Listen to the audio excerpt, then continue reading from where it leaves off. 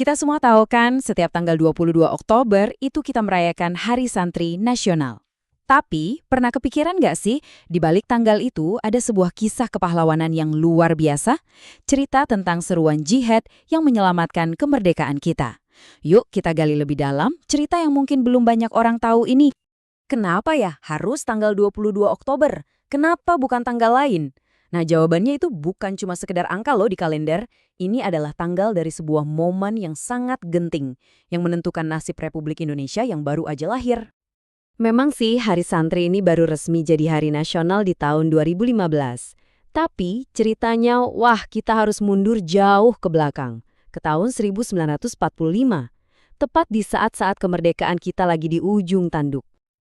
Oke, mari kita bedah bareng-bareng apa sih yang sebenarnya terjadi pada tanggal 22 Oktober 1945 itu.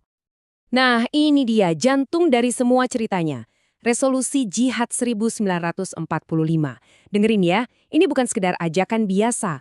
Ini adalah sebuah fatwa yang mengubah perjuangan mempertahankan kemerdekaan menjadi sebuah perang suci. Coba deh perhatiin timelinenya. Ini semua terjadi cepat banget. Dalam hitungan beberapa minggu aja, fatwa jihad dari KH Hashim Asy'ari langsung memuncak jadi resolusi jihad tanggal 22 Oktober. Dan resolusi inilah yang jadi bensin, jadi percikan api yang membakar semangat pertempuran dahsyat 10 November di Surabaya. Terus, apa sih isi resolusi yang dampaknya bisa sehebat ini? Isinya tuh sangat tajam, lugas, dan to the point. Dan di baliknya, ada satu tokoh kunci yang luar biasa. Dan inilah dia sang motor penggeraknya. Hadratus Syekh KH Hashim Asy'ari, pendiri Nahdlatul Ulama. Pengaruh spiritual beliau itu begitu besar, sampai-sampai satu fatwanya aja bisa menggerakkan ribuan santri dan pejuang dari seluruh Jawa dan Madura untuk datang dan bertempur. Resolusi ini punya 3 poin kunci yang dahsyat. Pertama, hukumnya fardu ain atau wajib bagi setiap muslim untuk membela negara. Kedua, perjuangan melawan penjajah itu adalah jihad sabilillah. Artinya, kalau gugur, itu syahid. Dan ketiga, pemerintah didesak untuk nggak ragu-ragu dan ambil sikap tegas. 3 poin ini mengubah segalanya. Dan inilah kalimat intinya, kalimat saktinya. Perjuangan adalah jihad sabilillah. Kalimat ini jadi bahan bakar spiritual yang nggak ada habisnya. Perlawanan itu bukan lagi soal politik, tapi soal iman. Inilah yang bikin para pejuang jadi nggak takut mati. Tapi mungkin ada yang nanya, kok bisa sih seruan ini seefektif itu? Nah, jawabannya ada di dalam perpaduan unik antara iman dan rasa cinta tanah air yang udah tertanam di diri para santri. Oke, biar kita semua paham, kita harus tahu dulu, siapa sih sebenarnya santri itu? Mereka bukan sekedar pelajar agama ya, tapi individu yang ditempa di pesantren untuk punya karakter yang khas, dan karakter inilah yang jadi modal utama perjuangan mereka. Nah, ini dia kuncinya. Karena keyakinan mereka yang kuat banget sama Tuhan, atau teosentris, perjuangan mereka jadi tulus, jadi ikhlas. Sifat mandiri bikin mereka jadi pejuang yang tangguh, nggak manja. Dan kebijaksanaan mereka menjadikan mereka kekuatan yang solid. Mereka siap berjuang mati-matian, bukan demi harta atau jabatan, tapi murni demi keyakinan. Dan inilah lem ideologisnya, formula saktinya, hubul waton minal iman. Doktrin ini secara brilian menyatukan dua hal yang seringkali dianggap terpisah, cinta sama negara dan iman sama agama. Jadi, doktrin inilah yang jadi jembatannya.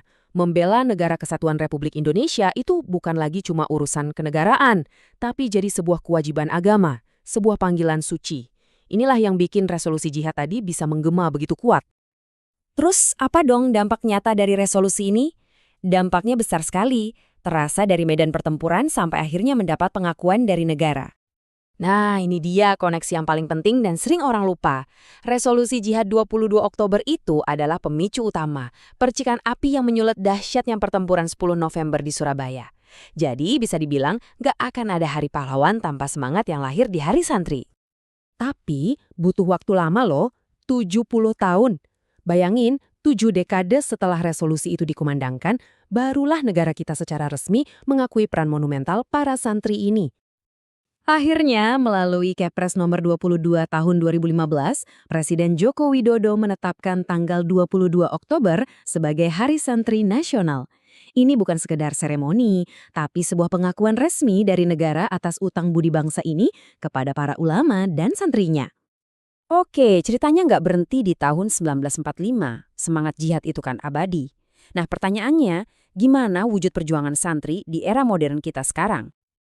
Konsep jihad itu berevolusi, jelas beda banget ya. Kalau jihad tahun 1945 itu perjuangan fisik, angkat senjata. Jihad zaman sekarang itu beda medannya, beda juga senjatanya. Medan perangnya adalah kebodohan dan kemiskinan, senjatanya adalah ilmu pengetahuan dan karakter yang kuat. Jadi, senjata kita sekarang itu ada 4, gampangnya 4C. Kreatif untuk cari solusi baru, berpikir kritis untuk menganalisis masalah, komunikatif untuk menyebarkan ide-ide bagus, dan kolaboratif untuk kerja bareng demi kemajuan. Inilah amunisi kita untuk memenangkan perang modern melawan ketertinggalan. Karakter-karakter santri yang klasik itu sekarang punya wajah baru.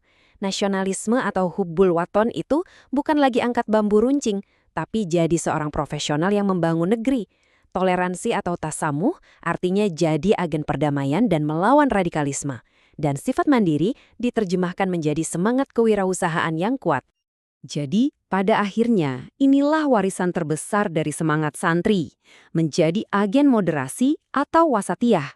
Di tengah dunia yang penuh dengan pemikiran ekstrim, peran mereka sebagai penjaga persatuan bangsa itu jadi semakin krusial. Para santri di tahun 1945 sudah menjawab panggilan zaman mereka dengan jiwa dan raga. Sekarang, panggilan itu ada di tangan kita semua. Pertanyaannya, apa bentuk jihadmu untuk Indonesia hari ini?